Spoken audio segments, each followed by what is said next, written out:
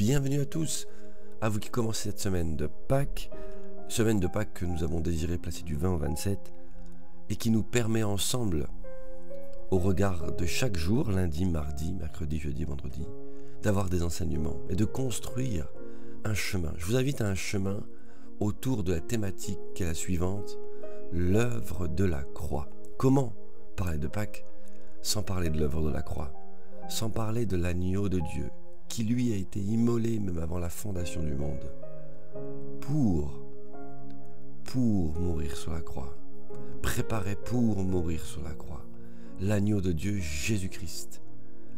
Alors, je vous invite pour ces études à vous plonger dans l'idée que c'est une semaine personnelle d'études que vous prenez un temps à part chaque jour, avec peut-être cahier ou feuille, stylo, et que vous mettez à part pour noter ce qui vous marque, vous, dans ce qui est dit.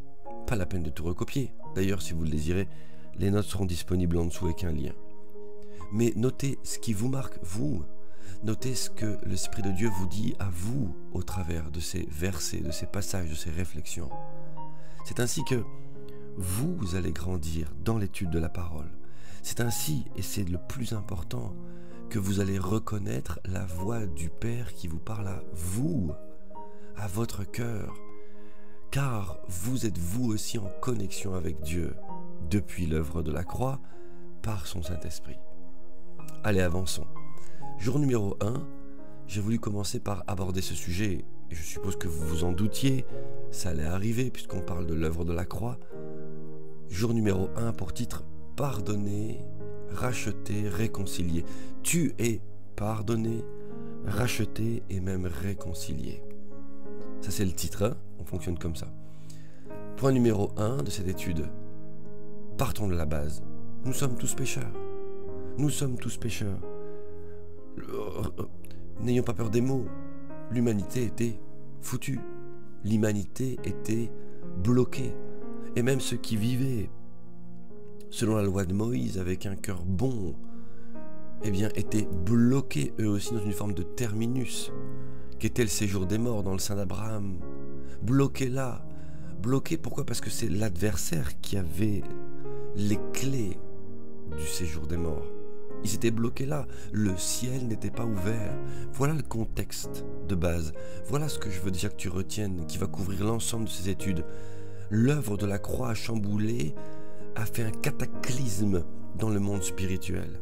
Un cataclysme dans la structure du ciel, un cataclysme dans la structure des différents endroits qui étaient mis en place une fois que l'homme mourait et qu'il quittait ce monde. Et là, en tant que pécheur, l'adversaire, la mort et le séjour des morts avaient le droit d'enfermer, je dis bien tous les êtres humains de manière légale. Tous les êtres humains de manière légale. Pourquoi ? Parce que tous sont nés pécheurs, ainsi que toi, ainsi que moi. Nous sommes nés pécheurs. Nous lisons dans Romains 3, versets 23 à 27. Romains 3, versets 23 à 27. Nous lirons ici le verset 23 d'abord. 23, pour ce premier point qui s'appelle « Nous sommes tous pécheurs ». Tous sans distinction ont péché et ont perdu la beauté glorieuse dont Dieu avait revêtu l'homme. Retiens bien cela pour un autre enseignement. Revêtu l'homme. Nous verrons dans cet enseignement que il faut nous aussi maintenant revêtir Christ, revêtir le manteau de Jésus. 23. Tous sans distinction ont péché et ont perdu la beauté glorieuse dont Dieu avait revêtu l'homme. Tous ont manqué le but qu'il leur avait assigné dans son plan. Personne ne saurait prétendre être approuvé de Dieu ni accéder à sa glorieuse présence.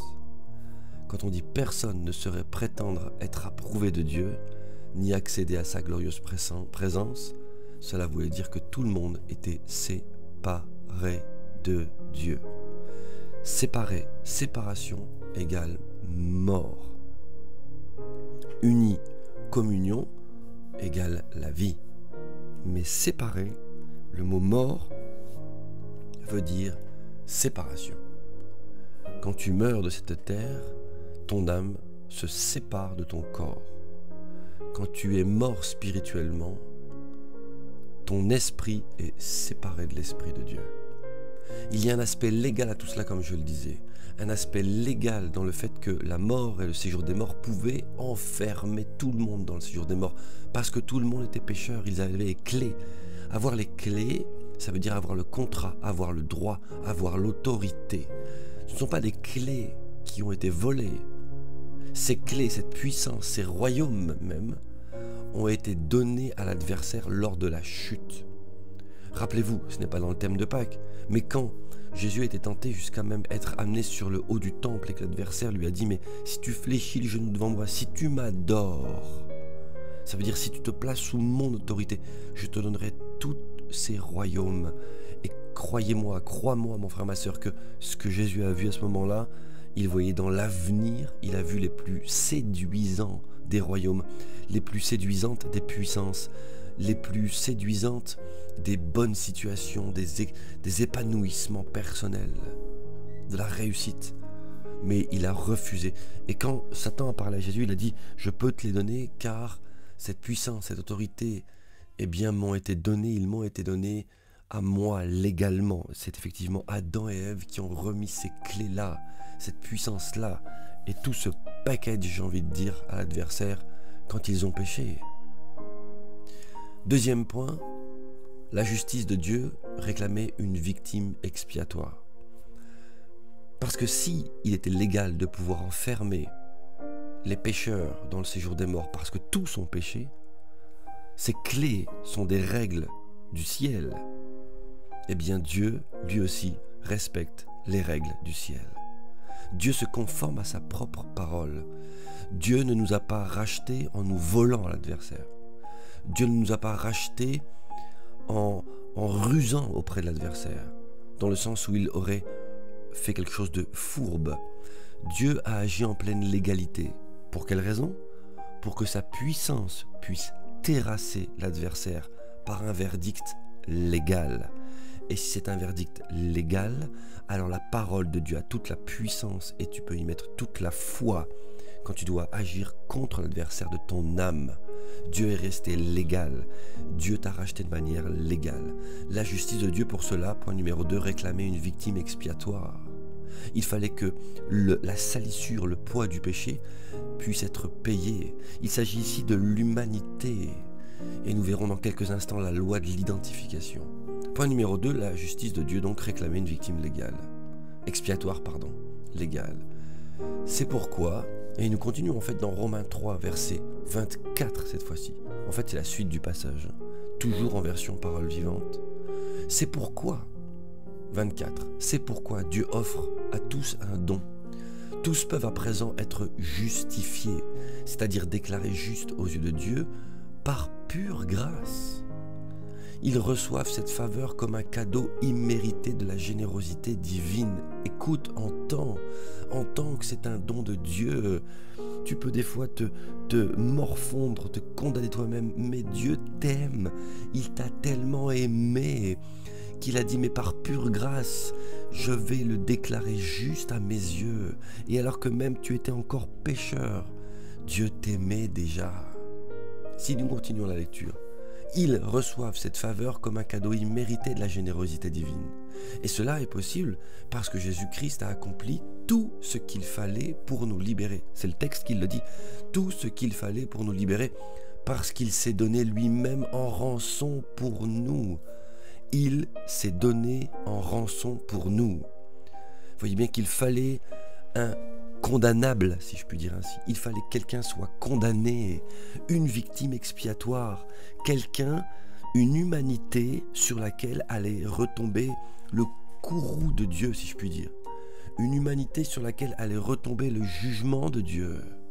Il fallait un condamnable, quelqu'un qui vienne prendre la sentence sur lui.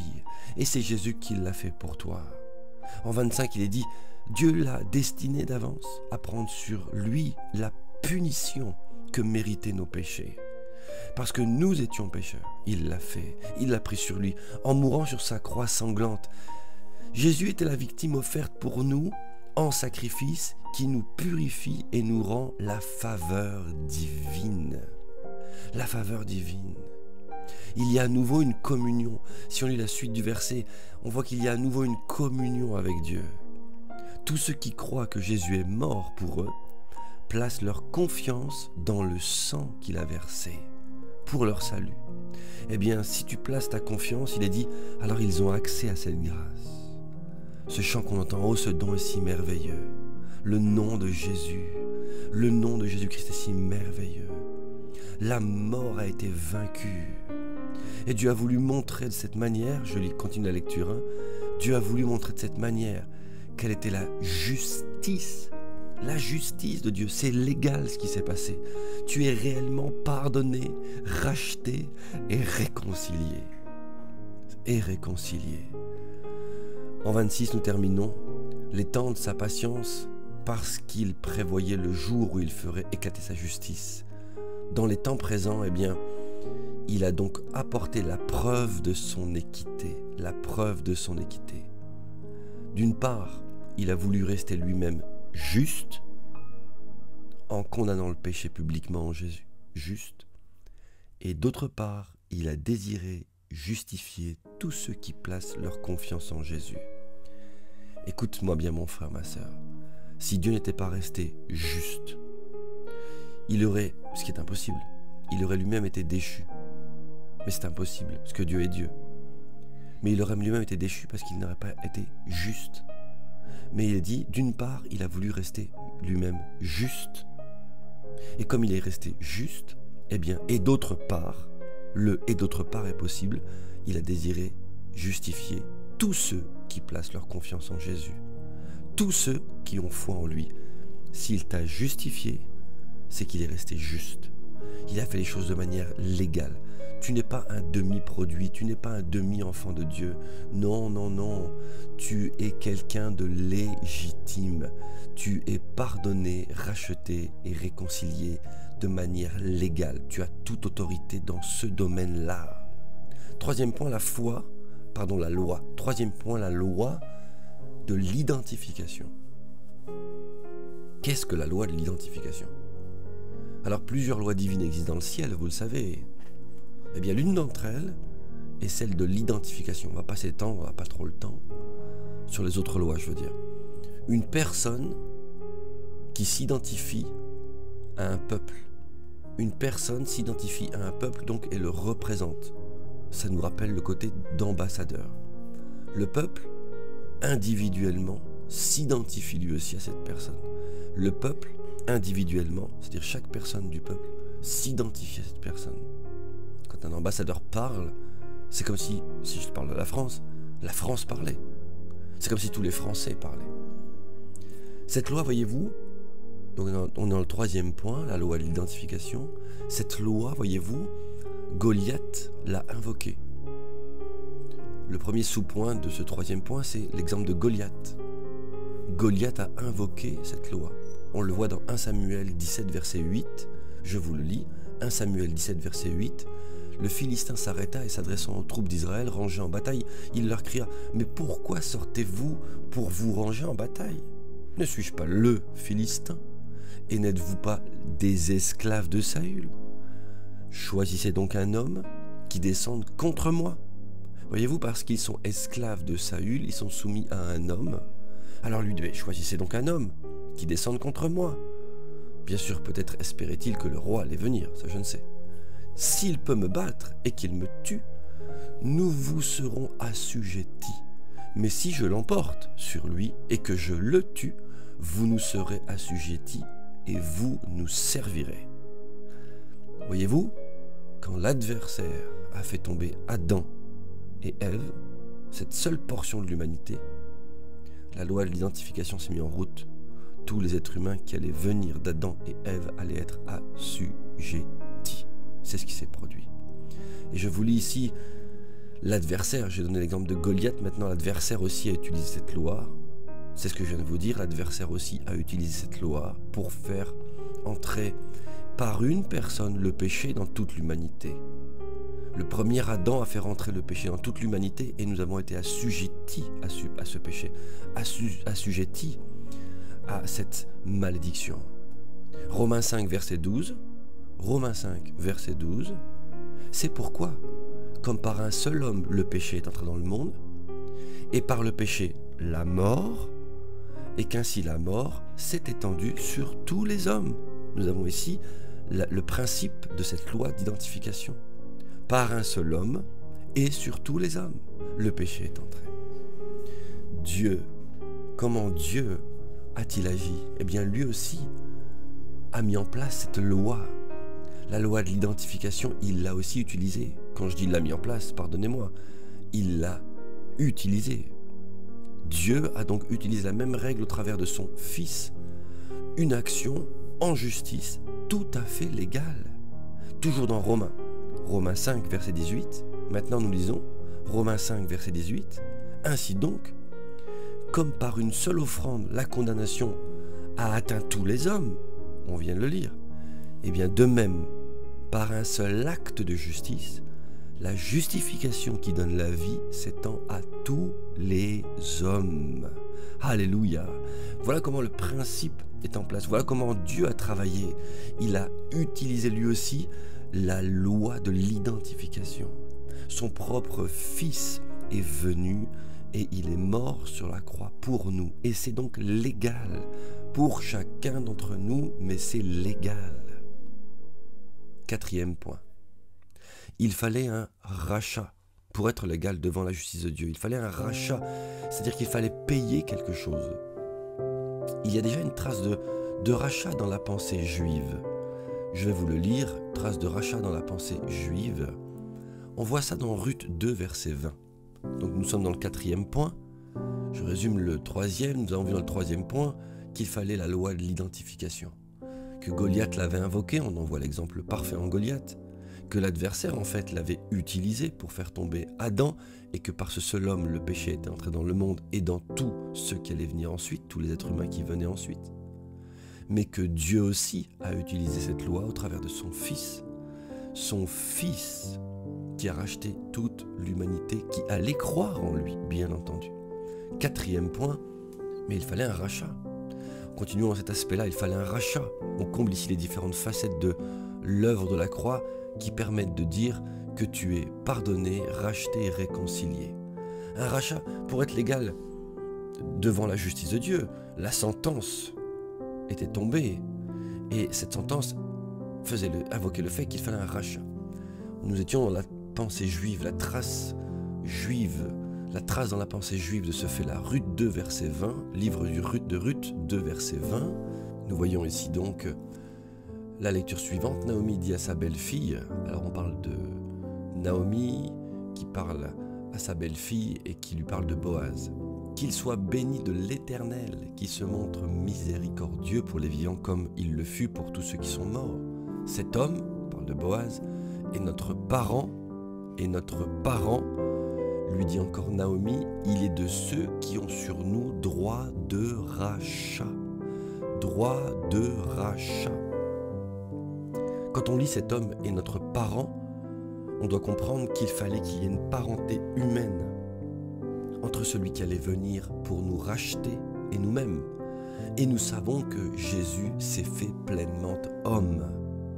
On a ici une trace très claire de la notion de rachat, de parenté, de la nécessité de parenté.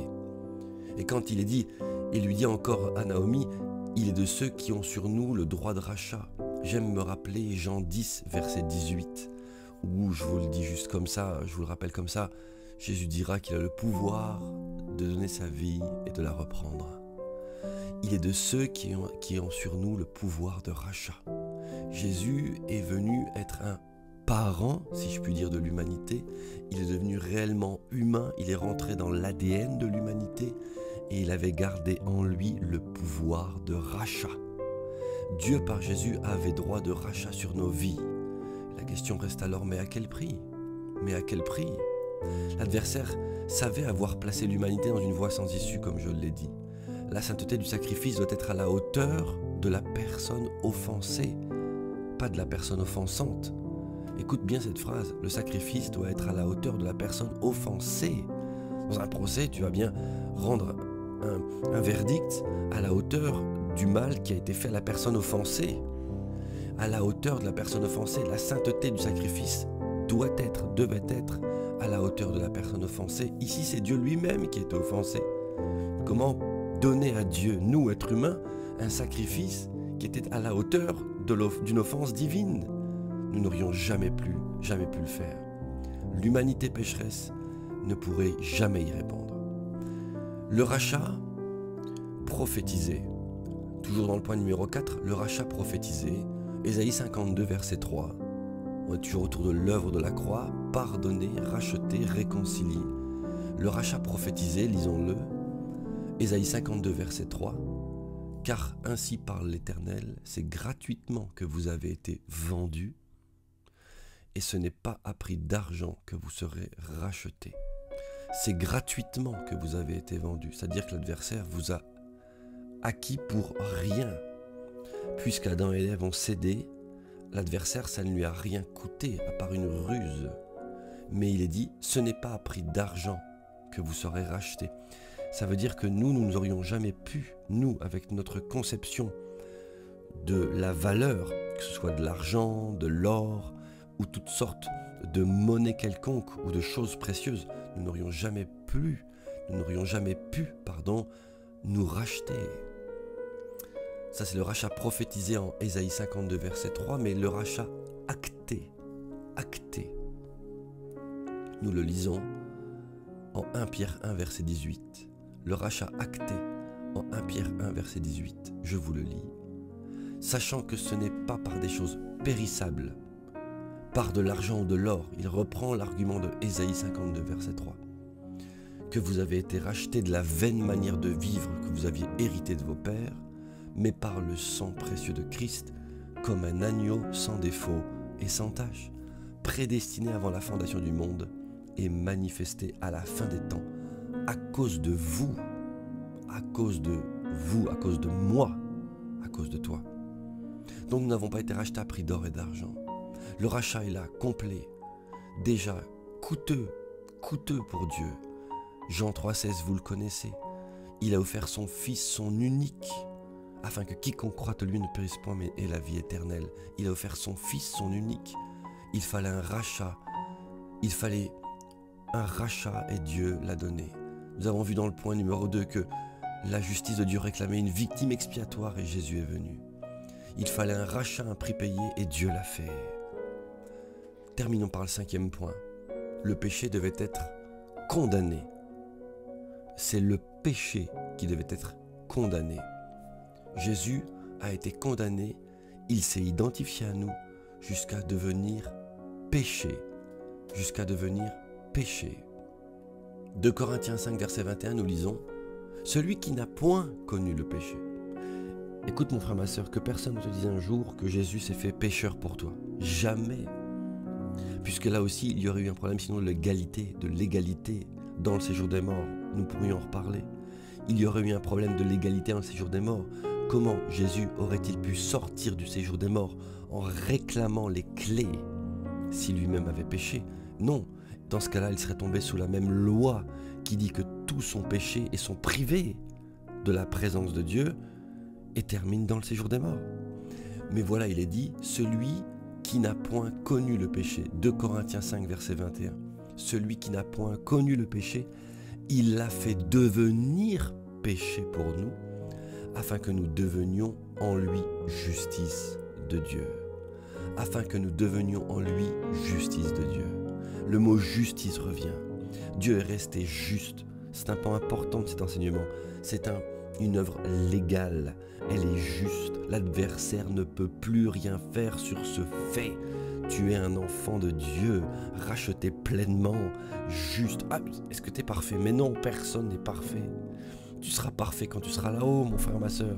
Quand ton corps aura revêtu l'incorruptibilité, tu seras parfaite et parfait. Mais là, actuellement, tu ne l'es pas, je ne le suis pas, personne ne l'est. Mais pourtant, tu es racheté, justifié, sanctifié d'une manière légale.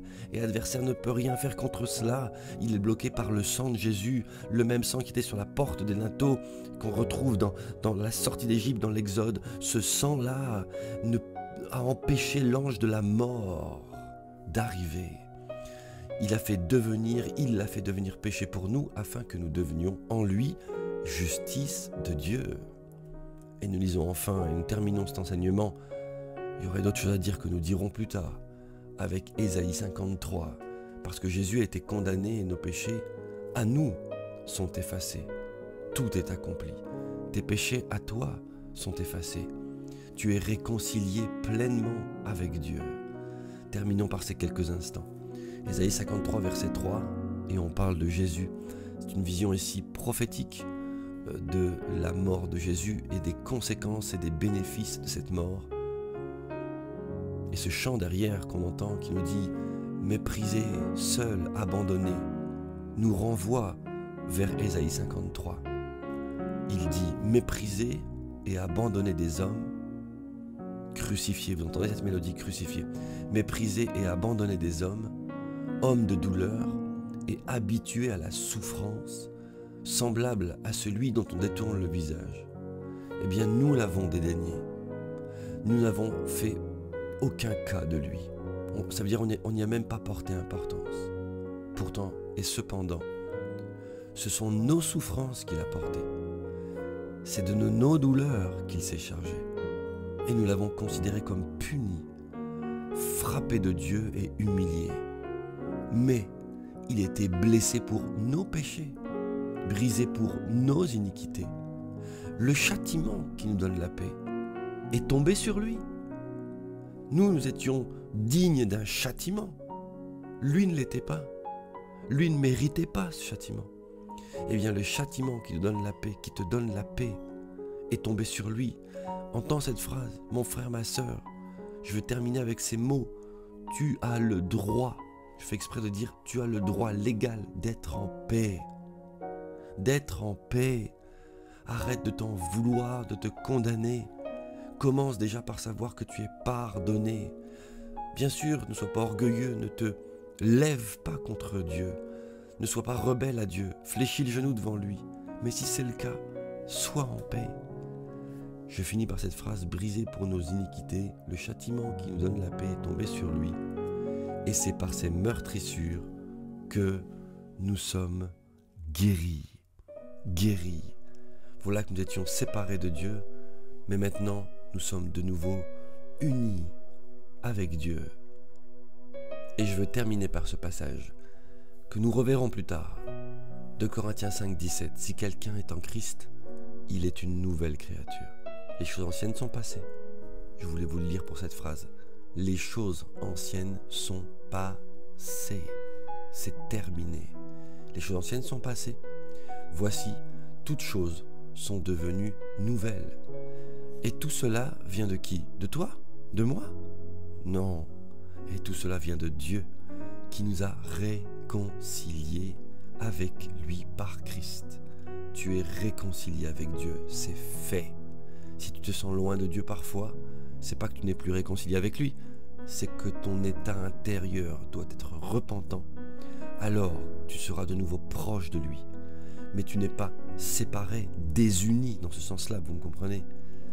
Tout cela vient de Dieu qui nous a réconciliés avec lui et qui nous a donné le ministère de la réconciliation. Amen. Que Dieu vous bénisse. Nous allons passer une semaine autour de l'œuvre de la croix. Et je crois que Jésus-Christ va travailler nos vies et nos cœurs pour remettre en nous ce pilier fort, le fait que nous sommes enfants de Dieu, le fait que nous devons avoir les yeux fixés sur le ciel. C'est ce qui compte, parce qu'à Pâques, l'agneau de Dieu s'est offert. Bénédiction sur vous.